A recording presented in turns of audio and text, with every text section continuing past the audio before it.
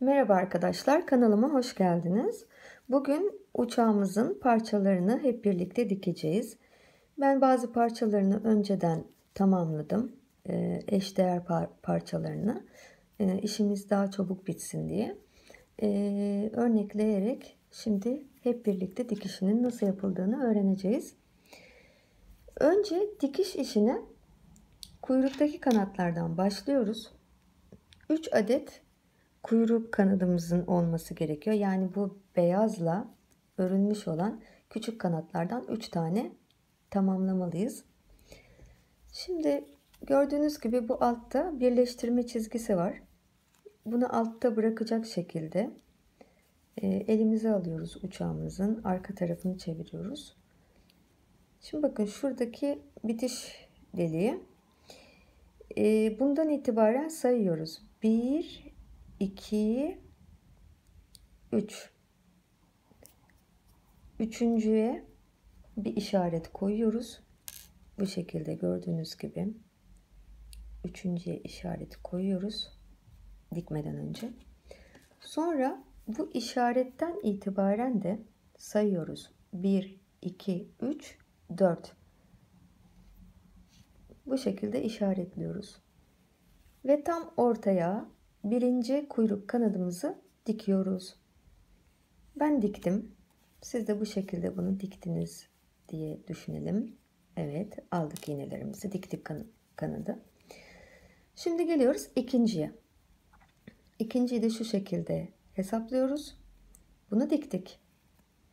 Bu dip kısmında bir tane ara veriyoruz. İkinci, yani bu dikilmiş olan diyelim. Bunu yeni dikeceğiz. Bunu diktik. Şimdi ikinciyi nereye dikeceğimizi belirleyeceğiz.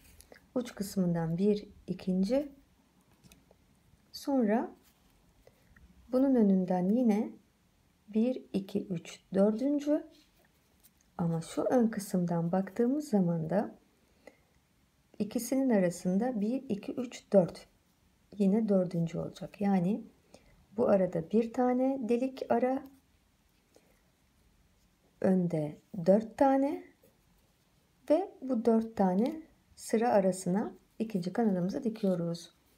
Şimdi gelelim üçüncü kanadımızı belirlemeye. Ne yapıyorduk? Burada bir tane boşluk bırakacağız ve belirleyeceğiz. Arada bir tane boşluk bıraktık. Önden 4 tane sayacağız. 1 2 3 4. Evet, dördüncü. Burada da 1 2 3 dördüncü sıra. Yani hepsi aynı hizada dikilmiş olmalı. Ne yapıyorum? Alıyorum kanadımı önce. İpimi geçirdikten sonra şimdi biz bunu ördük, bitirdik. Bu şekilde son hali. Şu bitirme noktasından katlayıp bir birleştirme yapacağım. Şu şekilde. Pardon.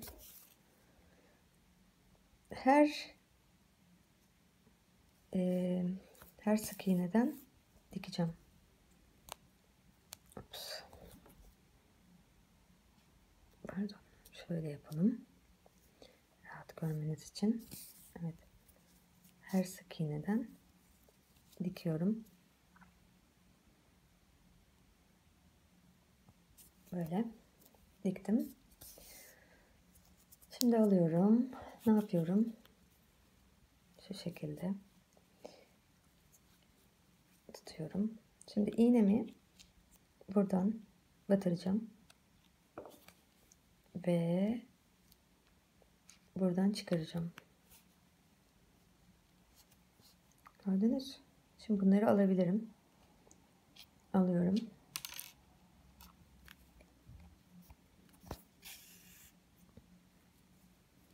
Böyle dikeceğiz buraya.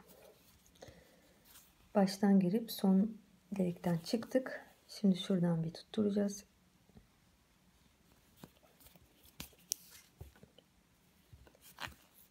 Yine aynı yere batacağım ve yanındakinden çıkıyorum.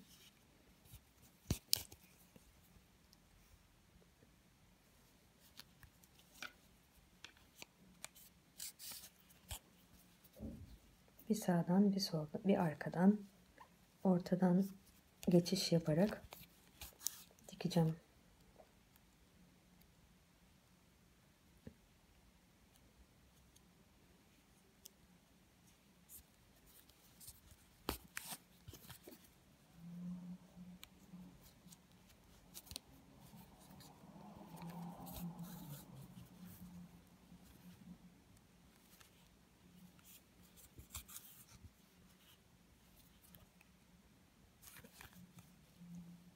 Baş noktadan çıkıyorum.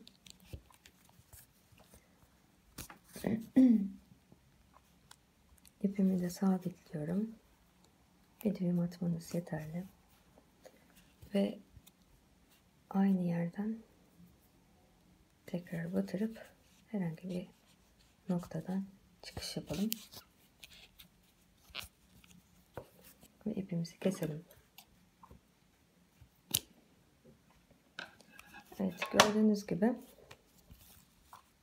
kuyruklarımızı orantılı bir şekilde diktik. Sıra geldi kanatlara, yan kanatlara. Ben bunu dikmiştim. Ölçüsünü nasıl yaptığımı önce anlatacağım. Çünkü önce yeri belirleyelim, orantılayalım. Daha sonra dikiyoruz. Şimdi şöyle, bakın şöyle arkadan baktığınızda şu yan kanatların bitiş noktasını buluyoruz. 1, 2. İkinciye bir iğne tutturuyoruz. Sonra şöyle bir kalem yardımıyla olabilir. Düz bir çizgi gibi düşünün burayı. Bu noktadan itibaren sayıyoruz. 1, 2, 3, 4, 5. Beşinciye bir iğne tutturuyoruz. Sonra geliyoruz, bu baştan sayıyoruz. Buradan sayıyoruz. 1, 2, 3, 4, 5. Beşinciyi de tutturuyoruz. Tekrar anlatıyorum. Bu noktadan 1, 2. Burayı bir belirliyoruz. 1, 2, 3, 4, 5. Beşinci. Sonra baş taraftan sayıyoruz. 1, 2, 3, 4, 5. Beşinciyi de belirliyoruz. Evet, kanadı nereye dikeceğiz? Tam şu noktaya dikeceğiz. Bakın, tam böyle dikeceğiz buraya. Fakat örgünüzde şu izler gözüküyorsa, yani kaymış da olabilir. Yani düzgün olduğu sürece sıkıntı yok. Muntazam ördüğümüz zaman birleştirme çizgileri genelde yanda kalır. Ama oldu da diyelim ki şöyle bir görüntünüz var. Dikkat edin. Dikerken o alta gelsin ki gözükmesin. Şimdi ben bu şekilde düzelteceğim.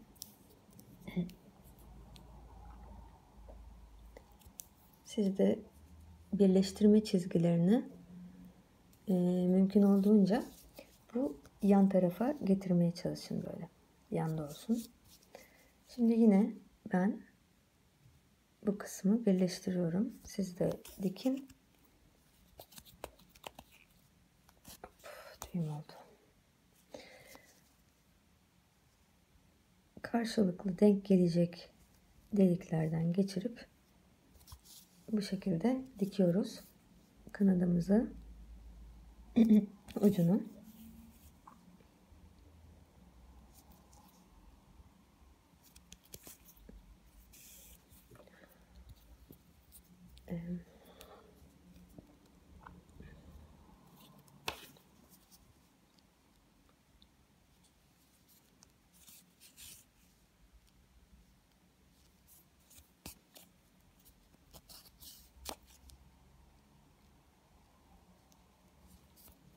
Sonuna kadar dikişimizi devam ettiriyoruz.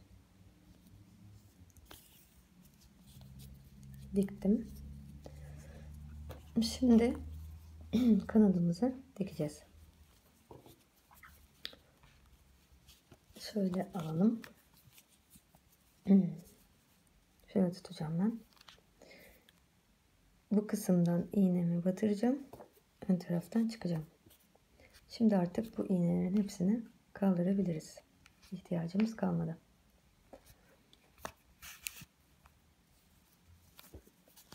Yine başlangıçtan ve iki başlangıçtan tutturacağım. Çünkü bu şekilde dikmesi daha kolay. Şimdi burayı bir çizgi gibi düşünüp dümdüz dikeceğim. Bu şekilde. Böyle görüntüleri sevmiyoruz. Bunları buradan alacağız. Sizin de başınıza gelebilir. Dikiş yaparken elyaflar çıkabilir. İş kazası olabilir. Şimdi şöyle önden ve arkadan geçiriyorum. İki taraftan sırayla dikiyoruz.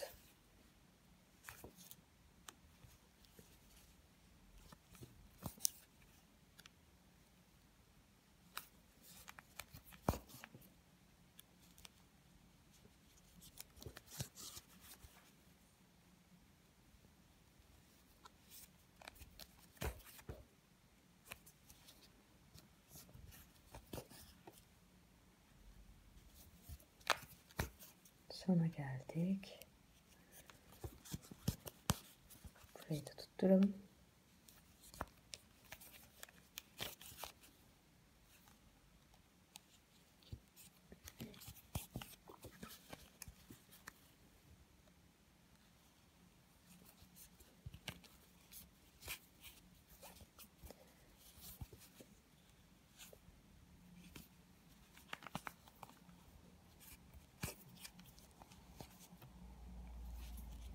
Herhangi bir yerden iğnemi çıkartacağım ve ipimi koparacağım. Gördüğünüz gibi şunu da alalım. Kanatlarımızı diktik. Yan kanatlarımızı da diktik. Her şey çok orantılı ve düzgün bir şekilde oldu. Dikişte orantı çok önemli. Biraz matematiğe ihtiyacımız var. Şimdi burun pervanesini dikeceğim. İpimi geçirdim. Şu uç kısmı bir tutturmak istiyorum önce. Şu içeriden birazcık şu tarafa doğru çıkalım. İçeriden yürütüyorum ipimi. Ve bakın şu nokta var ya, şu pervane böyle duracağını düşünürsek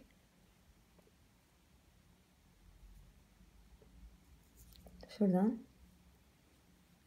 çıkaracağım iğnemi. Hop.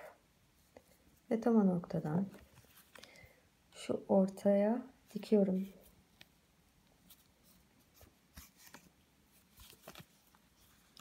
Bir oradan bir buradan yapacağız yine.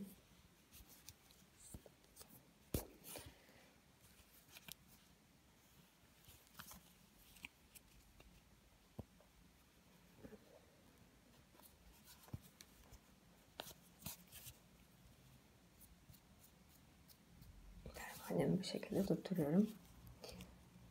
Şöyle ipimizi de düğümleyelim.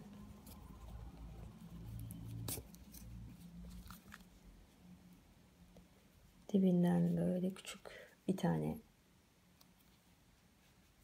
dipten sağlamlaştırıyorum ipimi. Şu orta deliğinden herhangi bir yerden çıkıyorum.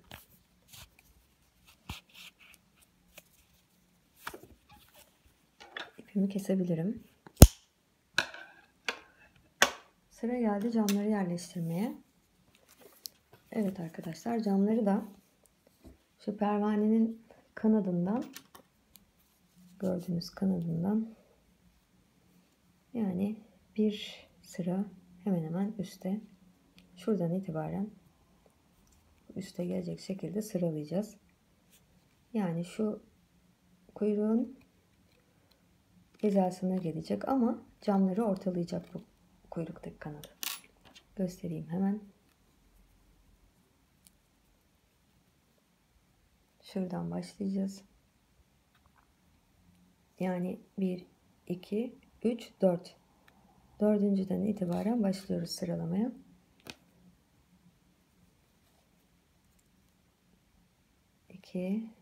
Aralarında bir tane boşluk bırakacağız. Şunu keselim arkadaşlar. Bu kalmış. Unutmuşum ben bunu kesmeyi.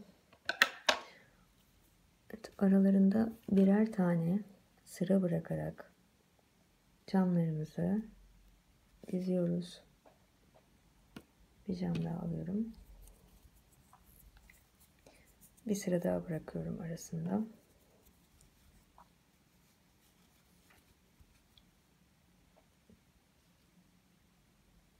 Gördüğünüz gibi bu camları dizdik. Şimdi gelelim öteki tarafa. Diğer tarafta da aynı işlemi yapacağız. Dördüncüden itibaren, yani 1, 2, 3, 4 ve altta da bir sıra bırakarak. Yani bu şekilde 1, 2, 3, 4. Şuradan da bakarsanız karşılıklı gelmesi gerekiyor. Her şeyimizin orantılı olması gerekiyor ki güzel bir uçağa sahip olalım. Güzel bir hediye örmüş olalım.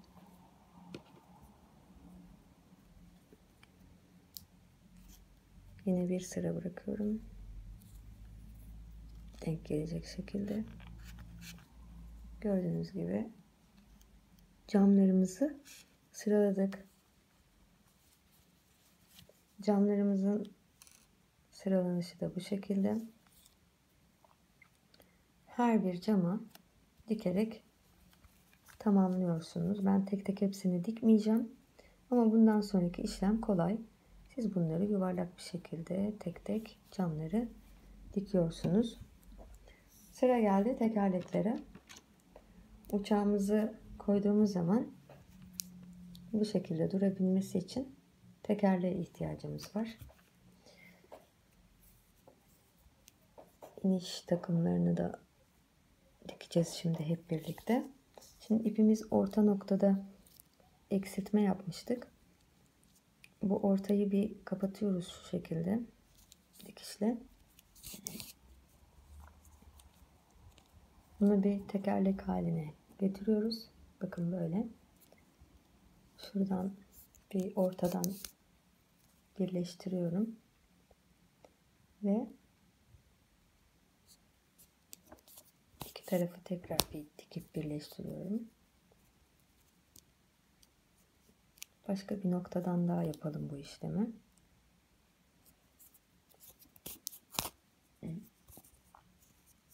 Temiz yüzeyi dış tarafa gelecek şekilde, burası kapama yeriydi, onu iç tarafta bırakalım. Şimdi şu yukarıdan çıkıyorum. Şimdi bunu altına dikeceğiz. Nereye dikeceğiz? Bakın, kanadın 1, 2, 3. Üçüncüsüne bu kanattan itibaren sayıyoruz. Şimdi burası bitiş. 1, 2, üçüncüye. Şimdi burası bitiş. 1, 2, üçüncüye. Altına dikeceğiz böyle. 2 tane yan yana. Dediğim gibi temiz taraf dışa gelsin.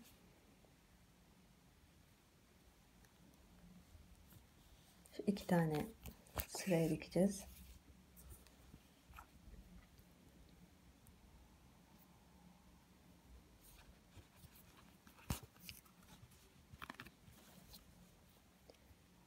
Sağlamlaştıralım iyicene dikişimizi.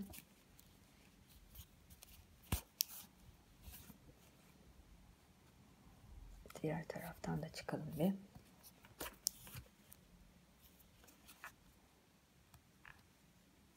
Buradan da bir sıra dikelim.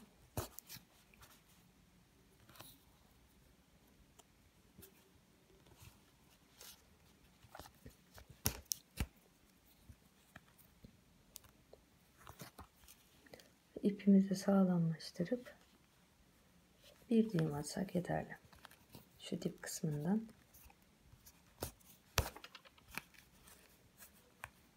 Yine dip kısmından iğnemi batıracağım. Herhangi bir yerden çıkıp dikişimi bitireceğim. Dediğim gibi bu dikişlerde yorgan iğnesi deniyor buna galiba. Bu iğneyi kullanırsanız çok rahat edersiniz. Daha uzun mesafelerden dikiş dikebilmenizi sağlıyor. Sonra ikinci tekerleğimize geliyoruz.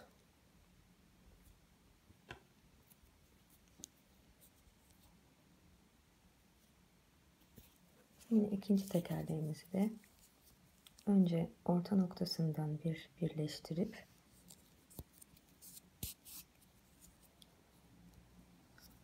sonra karşıdan ve önden şöyle geçirerek iki taraftan iğneyle dikiyoruz ki tekerleğimiz sağlam olsun, sert olsun.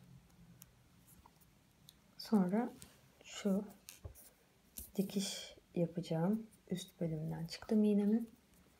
Ne yapıyorum?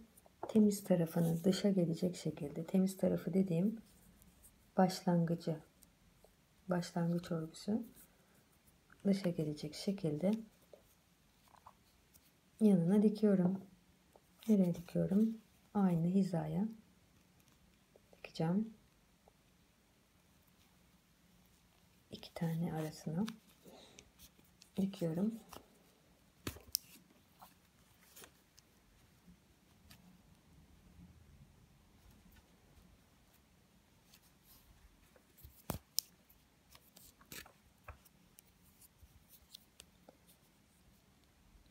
Çekim yaparken dikmek biraz zor oluyor. Yani kucağında dikmekten daha zor. Kamera açısından çıkmamak için bir hayli çaba sarf ediyorum.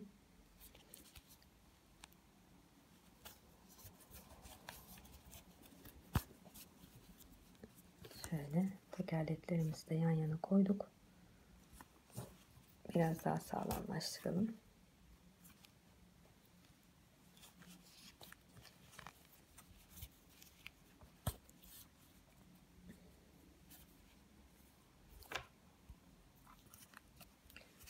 İpimi de sabitleyip düğümlüyorum şu anda. Evet arkadaşlar, ipimi de herhangi bir yerden çıkaracağım. Hop. Ve keseceğim. Tekerlekler bitti. Gördüğünüz gibi tekerleklerimizi bitirdik. Dediğim gibi camları size bırakıyorum. Kolay olduğu için. Önemli olan yerlerini belirlemekte. Yerlerini nasıl belirleyeceğimizi anlattım. Bu şekilde sabitleyip siz camları dikersiniz. Gördüğünüz gibi çok tatlı ve şirin bir uçağa sahip olduk. Güzel bir hediye görmüş olduk. Çocuklar zevkle ve eğlenerek bununla oynayacaklar. Yeni çok güzel minik oyuncaklarımızla, tariflerimizle yeni videolarımızda yakında geliyor. Çekimlerini yapacağım. Şimdilik size anlatacaklarım bu kadar. Sorularınız için bana mesaj gönderebilirsiniz. Şimdilik hoşça kalın diyorum. Lütfen kanalıma abone olmayı unutmayınız. Zil işaretine basarak da sağ alt köşede göreceksiniz zil işaretini. Zil işaretine basarak da kanalımdaki bildirimleri açabiliyorsunuz ve yeni videolar yayınladığımda ilk önce siz haberdar oluyorsunuz. Hepinize beni izlediğiniz için tekrar teşekkür ediyorum. Hoşça kalın diyorum ve örgülü günler diliyorum hepinize. Şimdilik bay bay.